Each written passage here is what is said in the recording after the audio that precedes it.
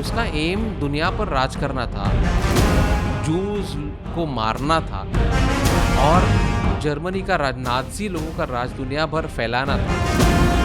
But what Hitler's rule resulted in was actually the destruction of Germany. जब Hitler ने 1936 में एक भाषण दिया म्यूनिक में, पब्लिक रैली में, जिसमें उन्होंने कहा कि भारतीय लोगों को तो चलना भी नहीं आता था, ब्रिटिश लोगों ने उनको चलने को सिखाया। इसलिए Netaji was also not happy with the outcome of his meeting with Adolf Hitler.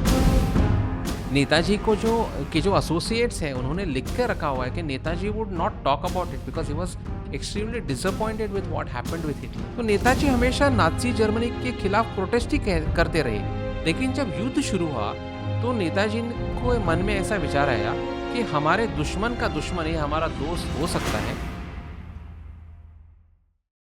श्रोतागण, welcome to your podcast with राज।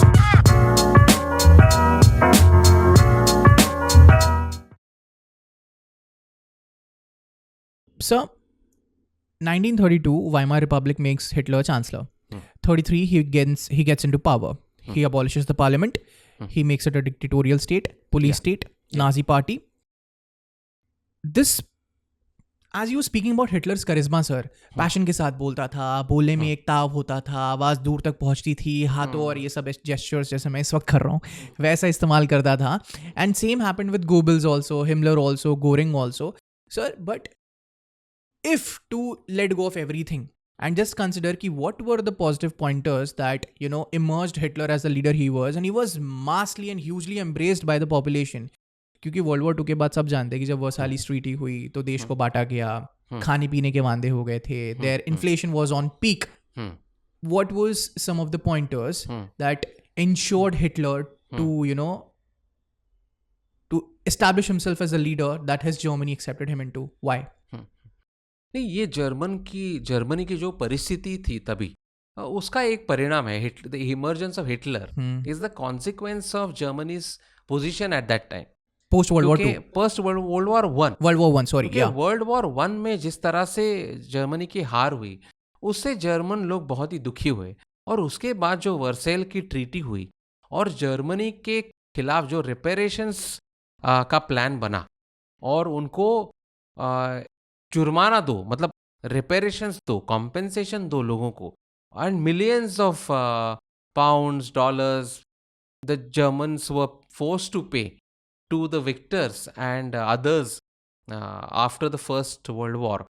उसके बाद जर्मनी के लोगों के मन में एक बहुत ही ऐसा ग्रीवेंस निर्माण हुआ कि we are not being treated fairly. And there was poverty, there was joblessness, there was unemployment large scale. और from the 1890s onwards एक रेशियल थियोरी का एक एंट्री हो रही थी जर्मन लोगों के मन में. एंड जब परिस्थिति आपके खिलाफ जाती है तो ऐसी थियोरीज और दृढ़ हो जाती है कि हमारा कोई दुश्मन है जो अंदर से कोई प्रॉब्लम्स निर्माण कर रहा है. तो जूस के खिलाफ पहले से ही एक प्रोपेगेंडा चल रहा था जर्मनी के अंदर कि ये जूस है, हमको डोमिनेट करते हैं और जूस तो इस देश के नहीं है, ऐसा उनका सब मानना था. तो वो प्रोपेगेंडा और भी बढ़ने लगा और Hitler was convinced, just like others in Germany, many others in Germany, that Jews are the enemy of the people. The Jews led to Germany's surrender in 1918. The Jews led to the Versailles Treaty. The Jews control finance and business in Germany. They control the media. They control the press. They control all the important organizations of Germany.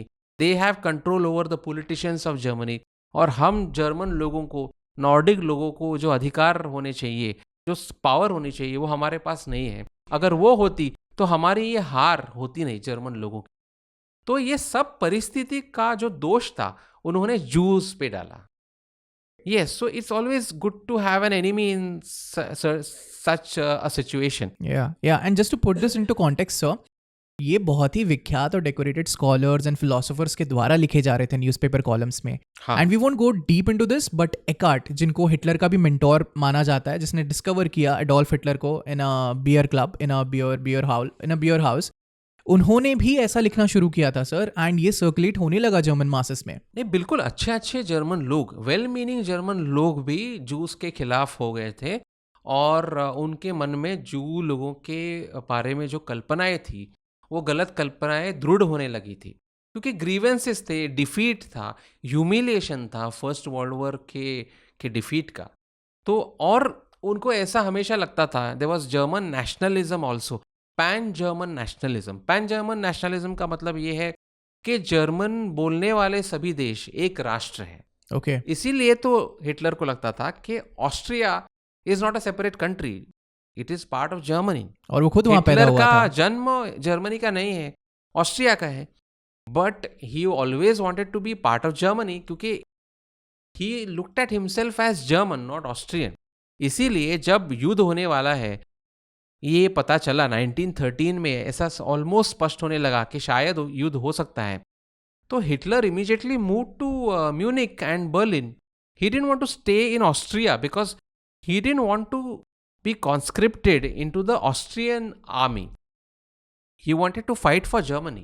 So he looked at himself as a pure Aryan race As a German. German, yes. Wow. तो German nationalism का एक भावना थी, juice के खिलाफ की एक भावना थी, और फिर इन दो भावनाओं का मिलाप होकर वर्ल्ड वॉर 1 में डिफीट हो गया, तो और भी भावना स्ट्रेंथन हो गई. Correct. और sir, is that the only reason and is that the specific reason क्यों बेनिटो मुसोलिनी, जिसने हाइपर नेशनलिज्म फैसिज्म का निर्माण किया, वो हिटलर के साथ मिला और ये बहुत अच्छे दोस्त हुए आगे चल के दोनों डिक्टेटर्स? हाँ बिल्कुल. और मुसोलिनी की भी फासिस्ट जो कल्पनाएं Yeah. थी, वो भी फासिस्ट एक फिलॉसफी थी ना उसकी, डिक्टेटरशिप की और सुपीरियोरिटी की Yeah. And all of that, तो वो भी तो था.